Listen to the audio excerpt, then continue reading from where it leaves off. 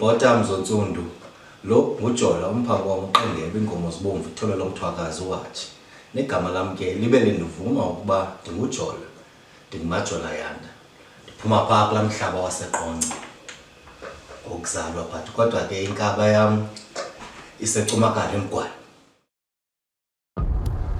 Amasiko nezithethe. Saba ngabelungu kuseninam Mzuntsundu. Yizani sinqweme ze kuthi qwenge. Naba abantwana bethu bejikilela amasiko abo sijongile. Iqhawuke phi na imbeleko mzikaPhandlo? Ingaba siyavuma ukuba ukufa kusembizeni? Abakhuliswa sithi na sibaguqule bafane noondlebe ezikhanyilanga? Ayisithi na abathi kubo inkcubeko nempucuko kukusikhupha ngeempumlo ucondobe uxelomedem? Singabanyola na sibakhombe ngomnwe sithi ngabo abazenze unompucuko? Khawukhangele, nantso intombi emnyama iziqhayisa igaxele ilokhwe emhlophe kuba kaloku iyatshata. Wakhe amaxhaka umyeni ecaleni uzingca ngeblack tie. Wayedibana nayo phi? Zayaphi na iimini ezimnandi zemidudu sibhiyoza sonwabile ngesintu singabantu? Khumbula,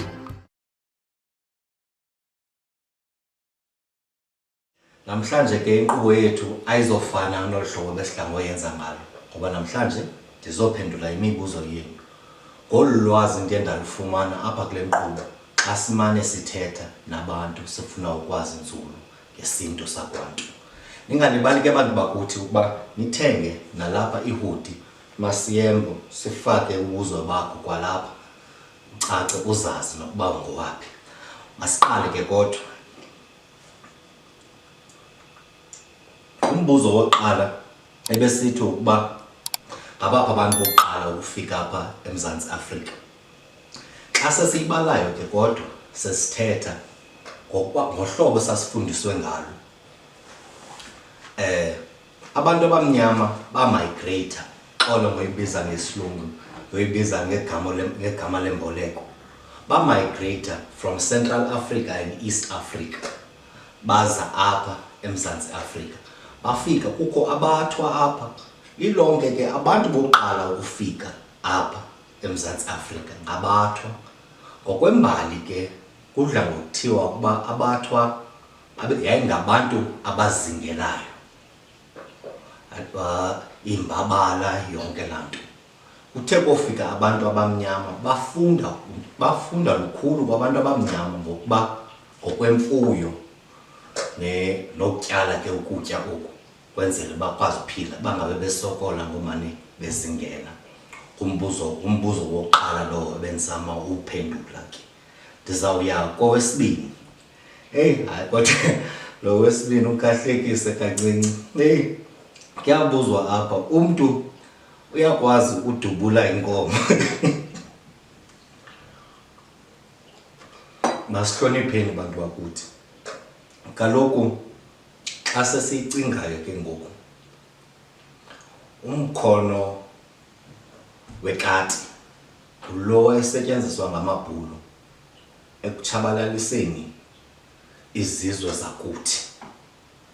Xa uzawusebenzisa umkhono wekati kwinto yesiko iyafana ingathi indelelo leyo ngokuba isiko kaloku silazi ukuba usetyenziswa umkhonto, bekho amahlamvu, bekho naloo mabili ebanda ngokwangoku apha abantu. Yiyo loo nto ke and ke ngoku nomkhonto lowo akufunekanga ibe ngumkhonto okhe unzakalisa abantu mhlawumbi loo ntlabi ihamba isilwa ngemikhonto. Kwafuneka umkhonto wekhaya wenzelwe ukuba izinto ezenzekayo amasiko kusetyenziswa wona angadibani negazi lomnye umuntu. Xa sendizama uyicacisa kakuhle masigqithe ke apho siye apha ibhotile ezophukayo zintoni emcimbini. Ndiyacinga ukuba uNzotho wayekhe wangena nzulu kulo mba nakwiziqendu ezimbini, xa ndicinga ezimbini okanye ezintathu. Ukhona umfana wakwaMadikane, uMasixole Madikane, besikhe sazama uyicacisa le nto yebhotile mandulo. Utata uNzotho bethe mandulo kwakungekho kwakutywala kwinto yakwantu. Abantu babefika batye inyama le, basela amasi. Iibhotile ezi zifike nabelungu, abelungu namaskoti, abantu abamhlophe mandiyibeke njalo. Lilonke ke ibhotile ndingathi ukuba azibalulekanga, kodwa ke ngoku kule mpilo lesesiphila kuyo, ngokuba uyawangena nzulu uChizama wade wathi ukuba kule mpilo siphila kuyo ngoku, kule nto yezibhotile uzawuthi mhlawumbi kulo nyaka ube ukhuphe iibhotile eziyi-5. Sade senza umzekelo ngesithethe sakwantu sokwaluka ukuba kumgidi wazo uzawukhupha iibhotile mhlawumbi, masithethe ngendlu yesibane, uzawukhupha iibhotile mhlawumbi ezi-5 phaa endlini yesibane. Kunyaka olandelayo uzawufumaniseka ukuba hayi man, ayisezizo bhotile ezi-5, ngoku kwafuneka ndikhuphe ezinye ezimbini phezu kwezi zi-5. So ayiqini into yeebhotile. Ayiqini into yeebhotile kuba bekungamelanga uba yeyalapha kwantu kakade, yinto edibene nabantu abamhlophe. Ndingazokuya ke ngoku, andizongena nzulu ndiye kwezi zezinyanya because mna ndithe ukuba ndizophendula ezi ndicinga uba ndiyazazi ncam kancinci ngolwazi olu ndiye ndalifumana kwalapha. Iibhotile ezi andizongena nzulu kuzo kule yokuba kubekho ibhotile emhlophe nebomvu, besikhe sizama uyicacisa nayo, saxakwa kancinci ke ngoku. So kuzawufuneka ndikhe ndiyokhangela omnye umntu ozawukwazi undicacisela, ngokuba uyakwazi uthi usenza umcimbi, uthi xa usentlantini zakokwenu, kuthiwe khupha ibhotile emhlophe, khupha ibhotile ebomvu. Lena imhlophe mhlawumbi kuthiwe yeyamagqirha, lena ibomvu yeyekhaya. Andizokwazi ungena nzulu ngokuba andilogqirha noba ligqirha kwa elo, kodwa ke sendithetha ngolwazi olu ndiye ndalifumana apha kule nkqubo. Umbuzo wesine ebesithi apha ukuba yintoni imbeleko, nayo besingenile besisandoyicacisa bantu bakuthi kwezi nkqubo, kwezi ziqendu zipheleleyo, ukuba ndide ndathi kutata uYiba ukuba kuMphangomo ukuba ndandikhe ndaqumbela utata ngenye imini, ndandisendileqa elaa nqanaba loyokoluka ke. Ndimbuza ukuba hayi mani, kutheni na mna ndingazange ndiyenzelwe imbeleko, ngoku ndizawude ndiyokoluka ndingazange ndenzelwa mbeleko? Wayicacisa utata ke ngoku, wabe esithi yena ukuba kaloku mntanam, imbeleko lifele eli lebhokhwe and elaa fele bekumele uba leli ubelekwa ngalo, yiyo loo nto kuthiwa yimbeleko. Lilonke imbeleko bekumele uba yenzelwe usemncinci. Wade wathi ke ngoku yena uba yiyo loo nto ungayikhumbulayo imbeleko yakho, ngokuba wawusemncinci kakhulu, kwakwenziwa into yokuba ubelekwe ngayo.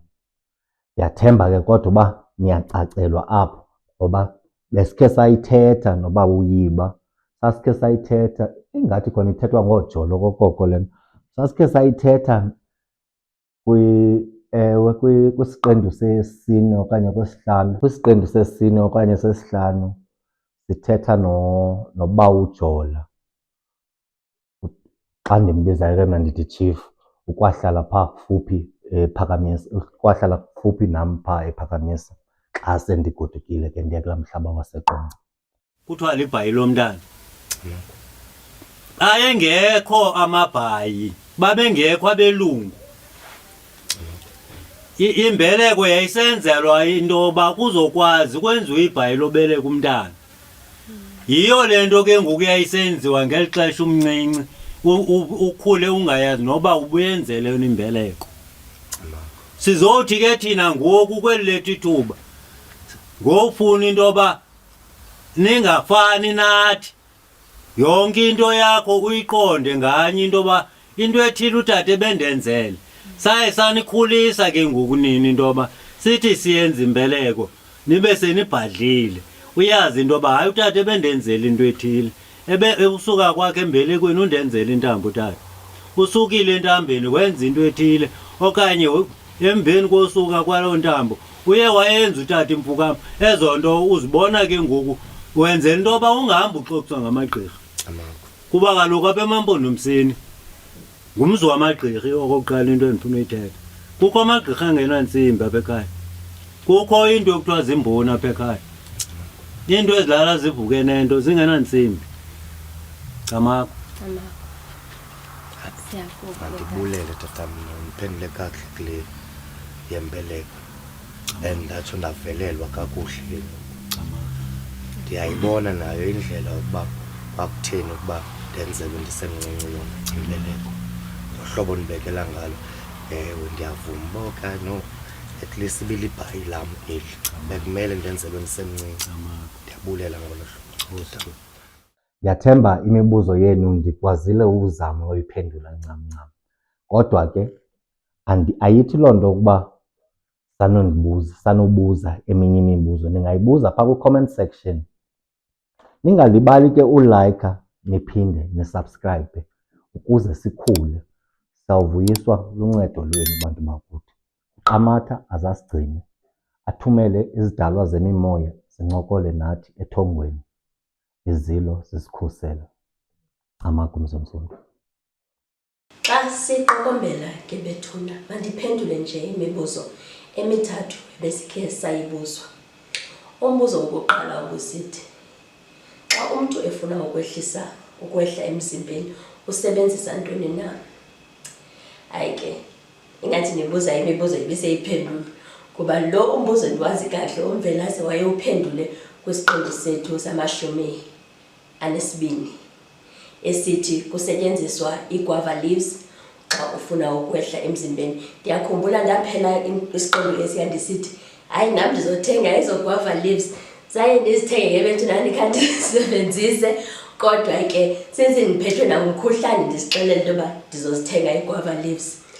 I-guava leaves uyakwazi uzisela, uzibilise, uzisele, uzawuba right. Xa ufuna uzi-weight zeza guava leaves ezifakwa kwezaa zinazenzisa ngegama. So we were given the power, you know, that is why umntu andifuna ubungathi yeah.